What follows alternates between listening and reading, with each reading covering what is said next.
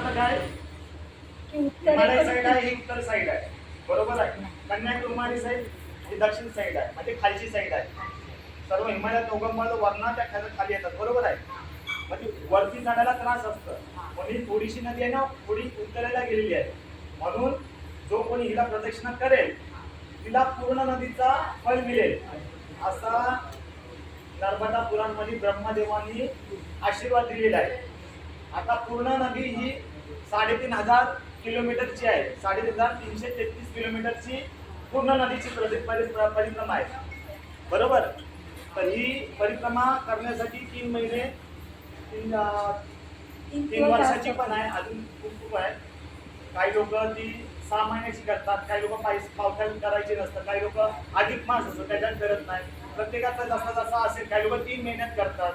असं पण त्याला आता आपण 1 दिवसात करतो, एके दिवसात पूर्ण नदीचा फळ आपल्याला मिळणार. पण ते कधी?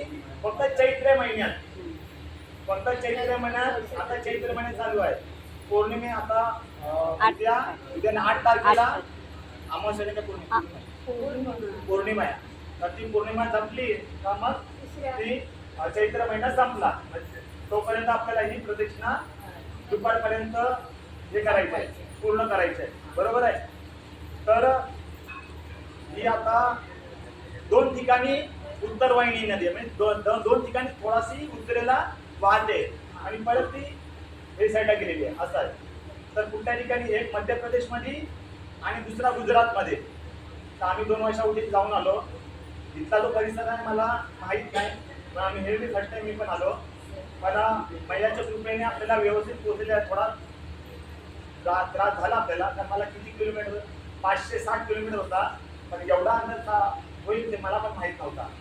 असा असो, पण महिना आपल्याला सुखरूप, म्हणजे ज्याच्या भाग्यात जो असत पुण्य, पूर्ण नदीचा आपल्याला फक्त तो मैया आपल्याला त्यालाच ती आपल्याला पोहोचवते तिच्या दरबारापर्यंत. आता कोणी पण येऊ शकत नाही तिच्या आशीर्वादाशिवाय. आणि मैया ही जिवंत साक्षात दर्शन देण्याने युट्यूबला तुम्ही बघणार ना, हजारो लाखो व्हिडिओ तुम्हाला मिळतील चमत्काराच्या अनुभवायच्या. खूप काही व्हिडिओ आहेत त्याचे अनुभव, नर्मदाचे अनुभव. ते एवढं जर टाईप केला नाही खूप मला ऐकायला मिळणार. तर काय की आपल्याला जी उत्तरवाहिनी ही एका दिवसात, म्हणजे हिला 2 ही आहे ना 41 किलोमीटरची ही प्रदर्शन आहे जितकी मध्य प्रदेशमध्ये. आणि ती जी गुजरातमध्ये आहे तिला थोडा, तिथं आता जो वल्लभभाई पटेलचा जगातला सर्वात उंच पुतळा झालेला आहे, तिथे पण होते. तर ती फक्त 21 किलोमीटर ती अर्धा दिवसात पूर्ण होतं.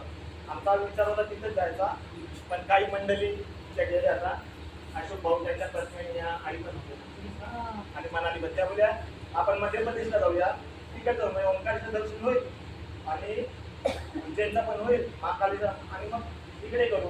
आपल्याला नवीन काहीतरी बघायला भेटेल उज्जैनची सर्व. मला ना आपण इकडे आलो, असं आहे. माझा विचार होता कारण की अर्ध्या दिवसात म्हणजे इकडे येण्याचं आमचं हेच नव्हतं, आम्ही तिकडेच जाणार होतो. आणि हे आम्हाला माहिती नव्हतं एवढा पल्ला वगैरे, तर आम्ही बोला आमचं ते बरं आहे, आपण तिकडेच जाऊया.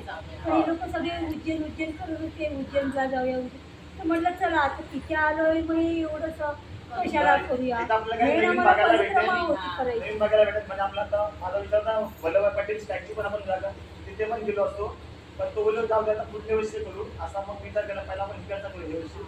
पण हा आमच्यात एक नवीन अनुभव होता. पण तुम्हाला काहीतरी त्रास झाला असेल तर मी सगळ्यांनी क्षमा मागतो, क्षमा करा. तर मला पण नवीन अनुभव, मला पण काही माहीत नव्हता, मला सगळ्यांनी क्षमा करा. असो, तर आता उद्याचा काय माहित आहे आपल्याला सांगितलेलं आहे.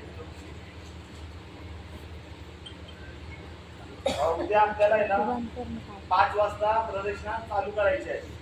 कसं आहे, ते लोक ब्राह्मण तो बोलून, म्हणजे पहिला आपल्याला काय पण पूजा करायची आहे, तर त्यासाठी एक आपली जी इच्छा असतं, बरोबर ना.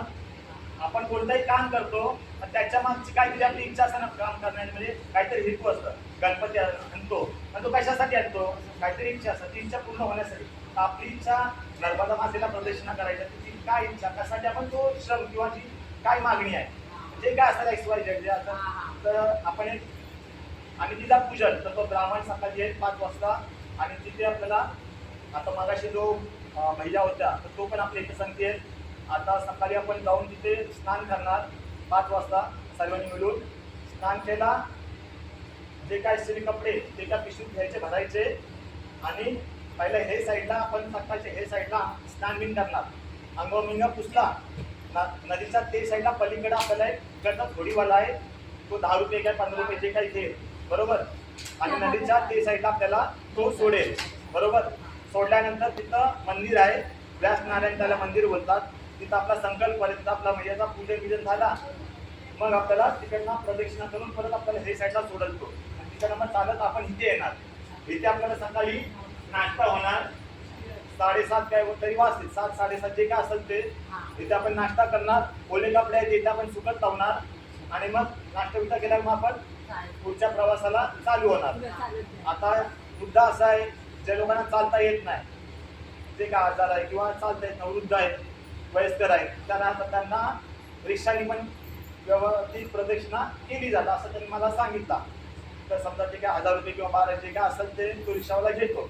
म्हणजे तुमची पण समजा 10 लोक जरी बसली एका रिक्षात तर एकाला 100 रुपयामध्ये तुमची प्रदक्षिणा होऊ शकते असा तो बोलला. तर रिक्षावर तो घेतात, तर ते लोकांना पण म्हणजे एवढे लांब म्हणत त्यांची पण प्रदक्षिणा होईल ती, बरोबर. पण आता ते लोक जर वयस्कर लोक सकाळी लवकर नाही उठली मग काय करायचं ते बी आहे ना. आता तुम्ही जर लेट उठले मग तुम्ही जेवढी लोक लेट उठणार, जे लोकांना सकाळी चालत नाही जायचा, जे लोकांनी रिक्षाने जायचं आहे ते लोकांनी सर्वांनी एकत्र मिला, सर्वांनी एकत्रच नदीवरती स्नान करा आणि मग तुम्ही सर्वांनी मग ते रिक्षा पकडून तुम्ही सर्वांनी हे करा जा. तिथलाच नदीच्या पहिला ते साईडला आम्हाला होडीवाला भेटणार ना, ते घेऊन जायला. होडीवाला 5 वाजल्यापासून तिथे असणार? दिवसभर असतात तिथे. आणि तिकडे फक्त पण असतात. संध्याकाळ